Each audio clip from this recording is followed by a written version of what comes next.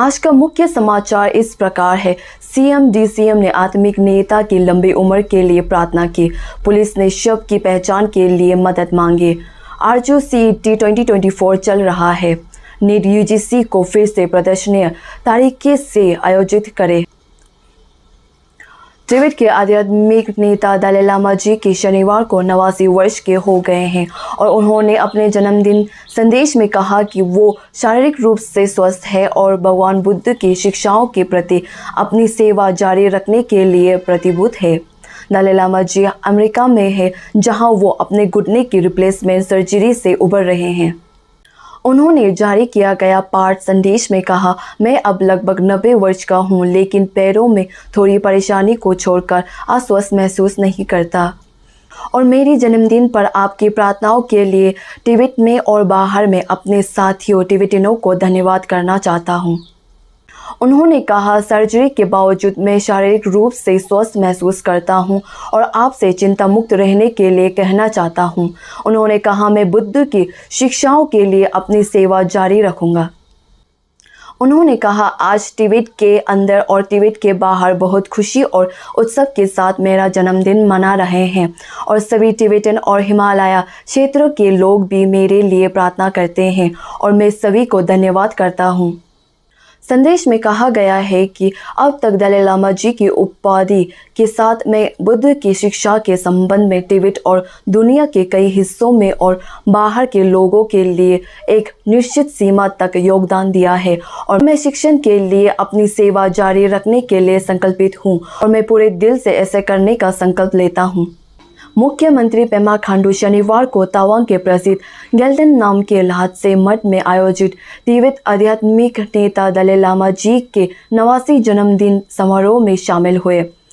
पेमा खांडू ने कहा, यह विशेष दिन हमें करुणा, सहानुभूति और दयालुता को अपनाने और एक अधिक समस्यापूर्ण दुनिया बनाने की दिशा में प्रयास करने के लिए प्रेरित करे।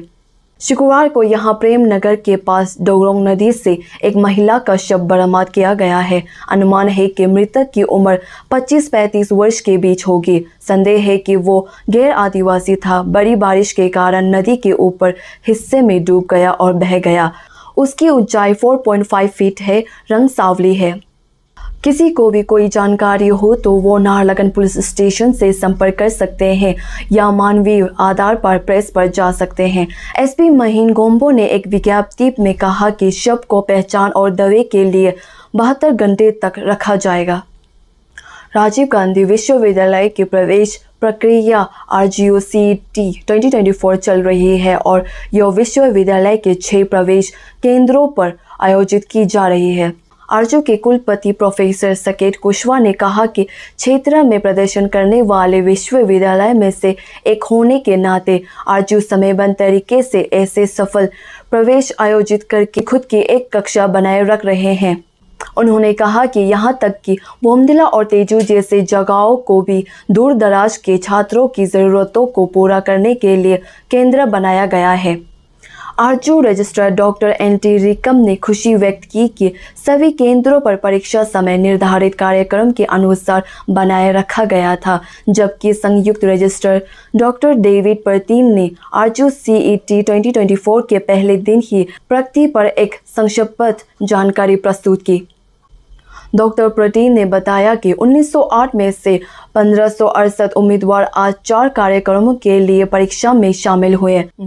रक्षा और रणनीति अध्ययन में एमए, एलएलबी, समाजशास्त्र में एमए और हिंदी में डिप्लोमा सभी 6 आरजू सेट केंद्रों पर 3 सत्रों में फैला। आरजू सीईटी केंद्रीय सामान्य समिति के अध्यक्ष प्रोफेसर एस.के. पटनायक ने बताया कि क्षेत्र में खराब मौसम की स्थिति के बावजूद आरजू सीईटी के पहले दिन की शुरुआत 82.18% उपस्थिति के साथ अच्छी रही।